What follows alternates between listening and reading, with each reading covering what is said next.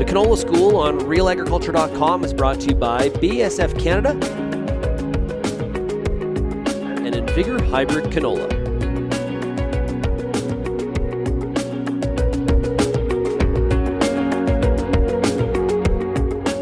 As we are into the in-crop weed control spraying part of the growing season, we are focusing on herbicide resistance and what to do if weeds, especially kochia in particular, don't die when they're expected to as part of this Canola School episode. I'm Kelvin Hepner, and pleased to be joined once again on the Canola School by Ian Epp, agronomy specialist with the Canola Council of Canada, based at Blaine Lake, Saskatchewan, covering the central and northern growing areas of the province.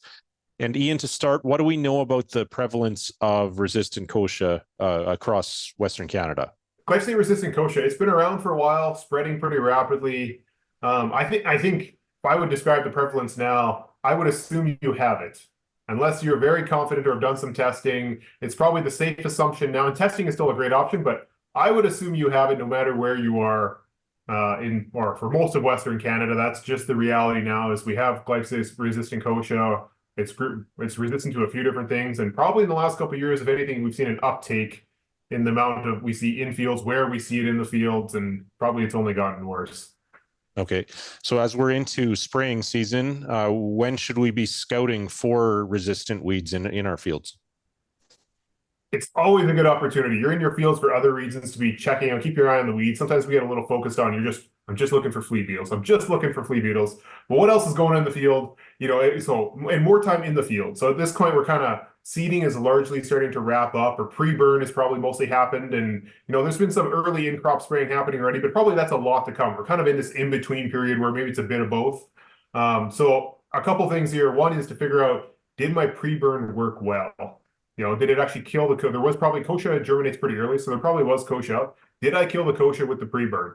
If I didn't, it's now going to be big.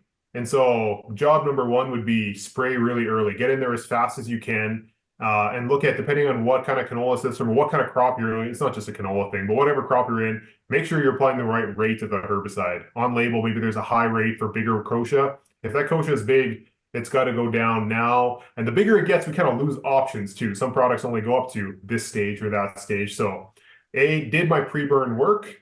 Hopefully you had something else in there besides glyphosate. There's a number of different options depending on your crops, and hopefully something else in the mix, and that should be helping with the glyphosate-resistant kochia. So that's job number one is the big kochia dead, or the stuff that was little a month ago? And then job number two is, what else is coming? Is there a second flush of kochia coming, more emerging? You'll see that with kochia where you get subsequent flushes. How big is it? And, what do I got to do to control it?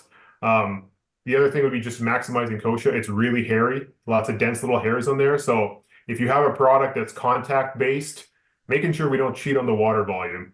You can get a product that will kill kochia, but if you skimp on the water might be the cheapest thing, the difference between control and not control. And that's not necessarily a resistance thing, but you add in herbicide resistance into a product that kind of works maybe marginally, or you're kind of on the edge of staging, and then suddenly you have big kochia plants that are making 10,000, 15,000 seeds per plant, and you're dealing with them for the rest of the year. And once we kind of miss that window, it's hard to go back.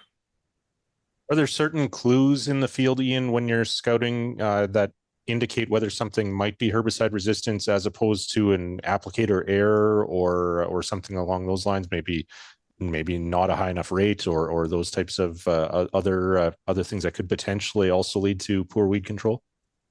Yeah, the first thing is to kind of look at the pattern. If you find a patch of weeds that aren't dead, it's always key to determine why they're not dead.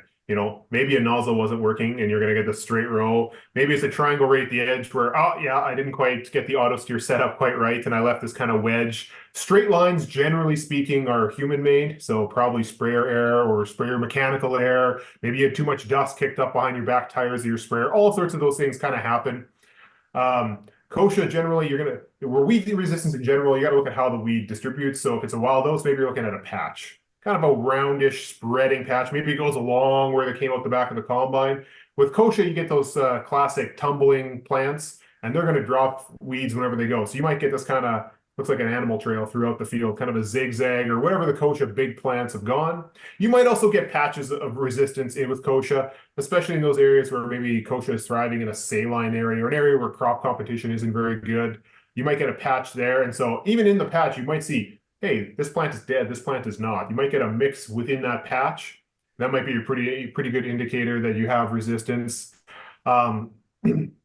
Yeah, depending on when, some good record keeping on what weeds were up. Was the kochia up when you sprayed? How big is it? How realistic is it that the kochia went from not being emerged when you sprayed until now being, 6 or 8 inches or a foot tall?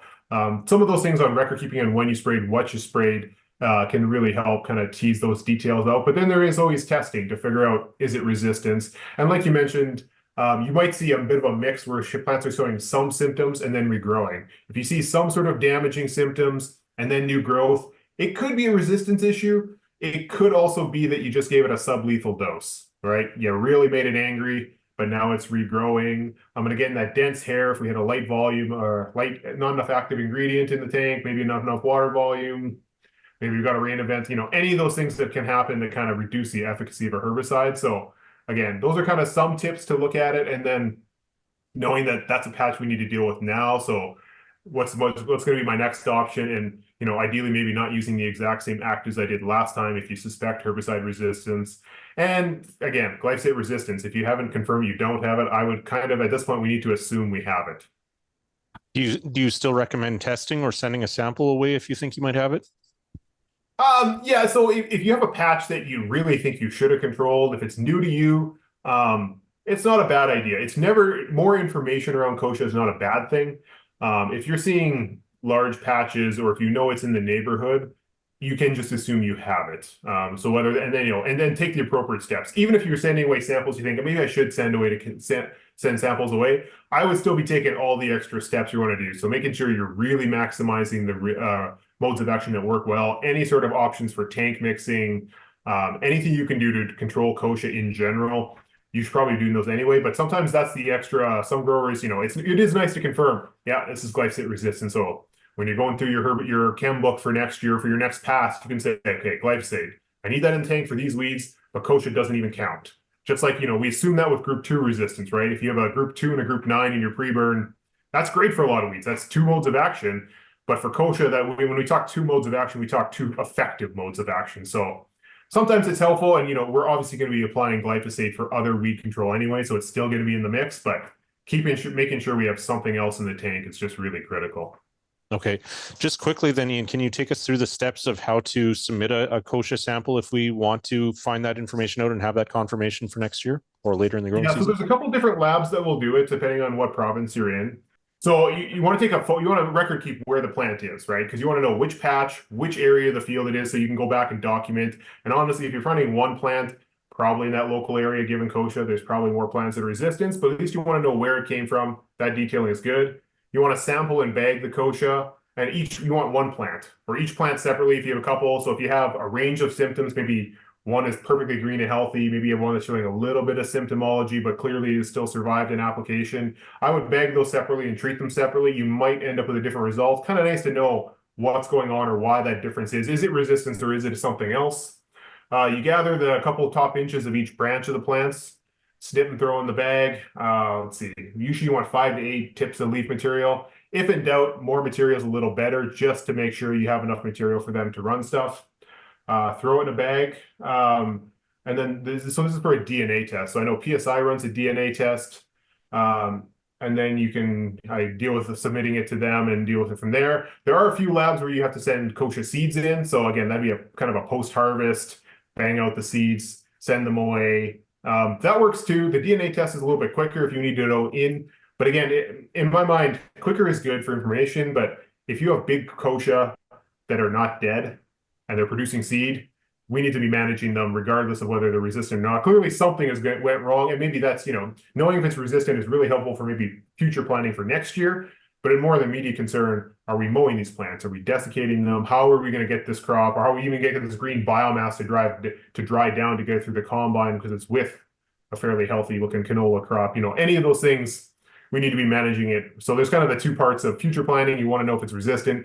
In the future, for right now, you still got to deal with this plant and all of the seeds it's probably producing. And the wind is showing no signs of abating either on the prairies. And we know that kochia is also a great tumbleweed too. So It does certainly, like to be. It does like it. The only silver lining, or maybe there's some good news in kochia, that it produces a heck of a lot of seeds, but they don't last in the seed bank that long, right? Very short seed bank. So probably 1 to 2 years, you're going to see 90+% of those seeds germinated. So really what I say, if you have a really bad wreck, you had something where something's gone horribly wrong, you got tons of kochia.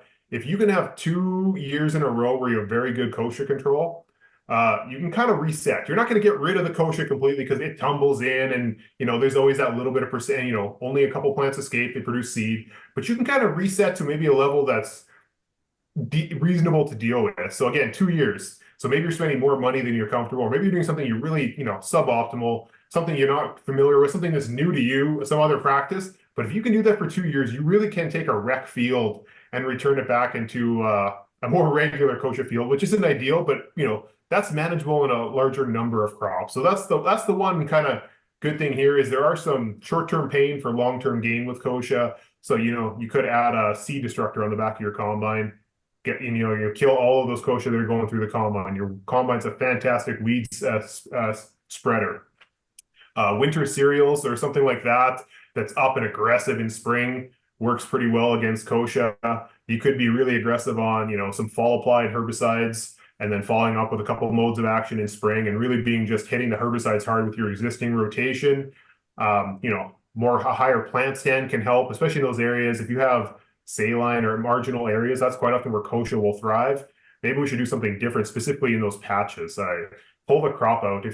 I think if I look at a lot of saline areas, even on my own farm, and maybe there's small areas, but we're not actually making money in there. Even if I'm growing 20 bushel canola in there, probably I'm not making money there. Should I be doing something else with them? Should I just be leaving them be, putting them into some sort of grass that'll compete the kochia? Because right now they're just kochia breeding sites that then tumble across the better, more productive parts of farmland. So lots of things to be thinking about with kochia, and we have enough multiple modes of action there. We've lost enough actions. And if we look at what's coming predictably from what's happened in the States or other places in the world, we know we're going to lose a few more modes of action. That's just kind of a matter of time. So anything you can do to manage or steward the things you have and deal with the kochia now will probably pay long-term dividends. all right. Thank you once again for your time, Ian, and we'll touch base, I'm sure, later in the growing season. That sounds great.